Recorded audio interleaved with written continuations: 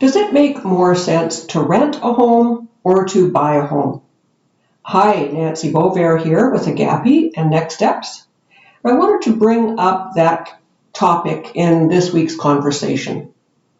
I know that historically, owning a home was something that people aspired to. But that was back in the days that it was affordable to get into a home. Nowadays, when you are having to put down $30,000, $40,000, $50,000 on a home just to get into a home, that can really take a big price, a big toll on your savings and on your future planning. So let's delve into that a little bit and let's talk about the pros and the cons.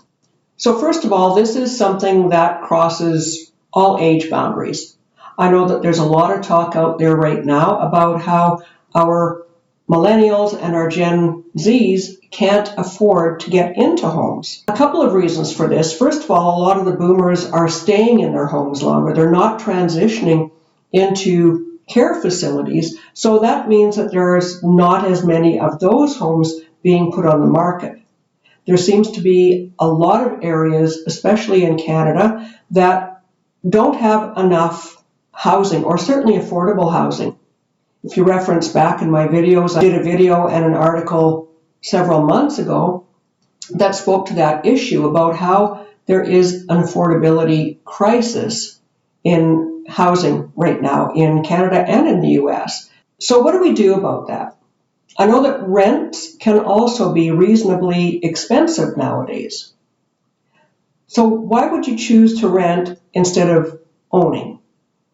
Well, one of the reasons is that if you're having to put that much money into a home just to get in, that's a huge chunk. As I mentioned earlier, that puts a huge hole into your savings. Or maybe you had to borrow from friends, family, a bank to even get that down payment to be able to get into your first home. And then there's the cost of that home. There's likely going to be some renovations that you're going to want to do to make the home yours. There's the maintenance and upkeep. There's issues that could come up, like having to replace a roof or a furnace or a hot water tank. I know that when I bought my home, it was a relatively new home. It was about 10 years old. And of course, it's always on the coldest day of winter, my furnace quit. And it was on a long weekend. That was back in 1995. That was an $800 hit. These things do not come cheap. The advantage of renting is those kinds of problems become the headache of the landlord, the person who owns the building. Your responsibility begins and ends by calling and letting them know that the roof is leaking or that the furnace quit or that even your refrigerator quit. Those are issues that are not your responsibility. So that also is a savings. But let's not forget that there are advantages to owning your home as well. One of the things is that your home typically will increase in value over time. Land and property has historically continued to increase in value over time. And if you do hold on to your home, then it will likely be an appreciating asset.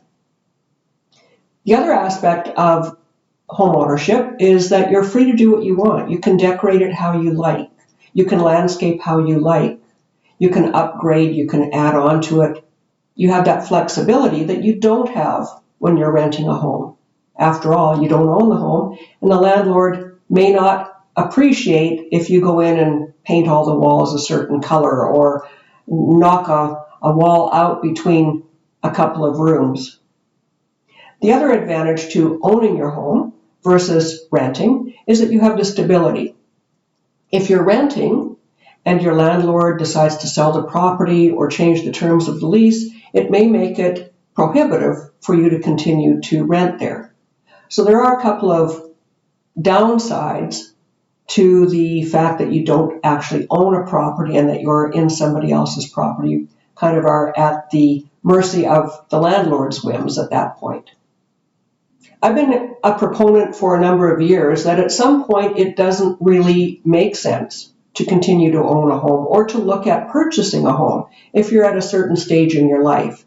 Again, just to reiterate some of those reasons, it's the fact that it's taking a lot of money out of your retirement fund and putting it in an illiquid asset.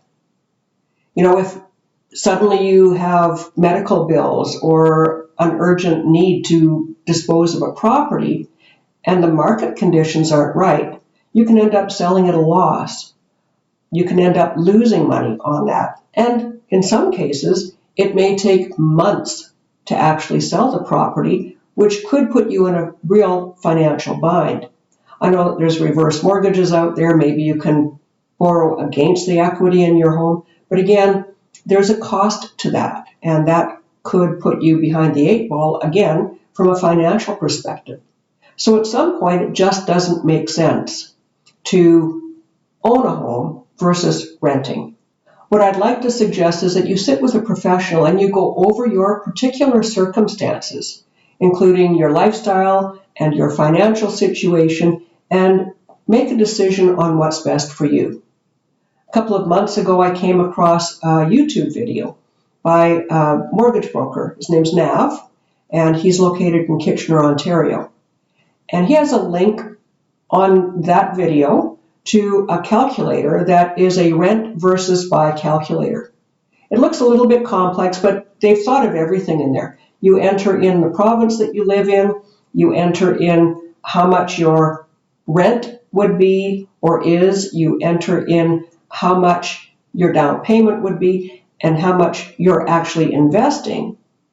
And there's a good case in there, when you do the calculation, there's a good case in there that actually to continue to rent, as long as you're making investments in other assets, it actually can benefit you financially long term if you actually do the investments versus the home as an asset.